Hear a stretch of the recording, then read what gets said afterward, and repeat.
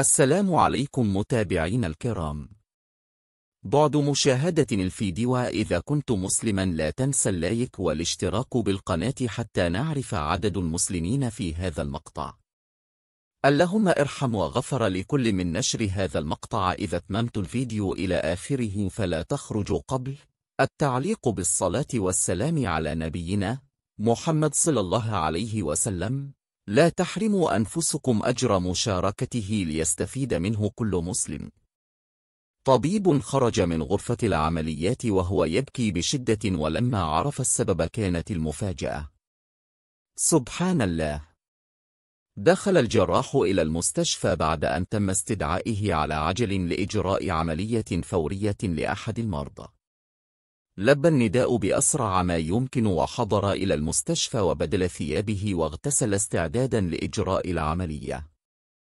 قبل أن يدخل إلى غرفة العمليات وجد والد المريض يزرع الممر جيئة وذهابا وعلامات الغضب بادية على وجهه، وما أن رأى الطبيب حتى صرخ في وجهه قائلا: لماذا كل هذا التأخير يا دكتور؟ ألا تدرك أن حياة ابني في خطر؟ أليس لديك أي إحساس بالمسؤولية؟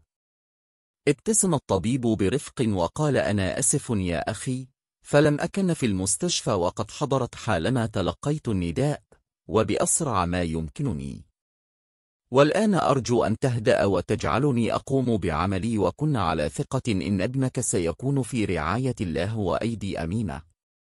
لم تهدأ ثورة الأب وقال للطبيب: اهدأ ما بربك يا أخي، لو كانت حياة ابنك على المحك هل كنت ستهدأ؟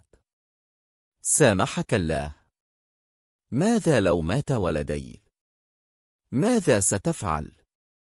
ابتسم الطبيب وقال: أقول قوله تعالى: الذين إذا أصابتهم مصيبة قالوا إنا لله وإنا إليه راجعون. وهل للمؤمن غيرها؟ يا أخي، الطبيب لا يطيل عمرا ولا يكسرها، والأعمار بيد الله، ونحن سنبذل كل جهدنا لإنقاذه، ولكن الوضع خطير جدا، وأن حصل شيء فيجب أن نقول إن لله وإنا إليه راجعون. اتقي الله واذهب إلى مسجد المستشفى وصلي وادع الله أن ينجي ولدك. هز الأب كتفه ساخرا وقال: ما أسهل الموعظة عندما تمس شخصا آخر لا يمت لك بصلة. دخل الطبيب إلى غرفة العمليات واستغرقت العملية عدة ساعات. خرج بعدها الطبيب على عجل وقال لوالد المريض: ابشر يا أخي، فقد نجحت العملية تماما والحمد لله، وسيكون ابنك بخير. والآن أعذرني، فيجب أن أسرع بالذهاب فورا، وستشرح لك الممرضة الحالة بالتفصيل. حاول الأب أن يوجه للطبيب أسئلة أخرى ولكنه انصرف على عجل.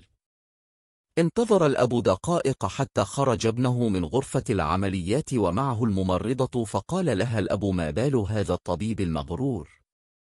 لم ينتظر دقائق حتى اسأله عن تفاصيل حالة ولدي.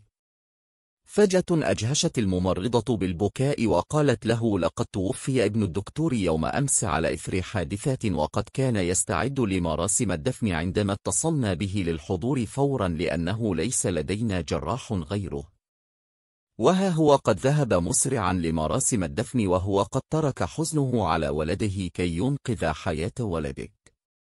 إنا لله وإنا إليه راجعون. هناك قلوب تتألم ولا تتكلم، فلا تحكم على شيء قبل أن تعلم.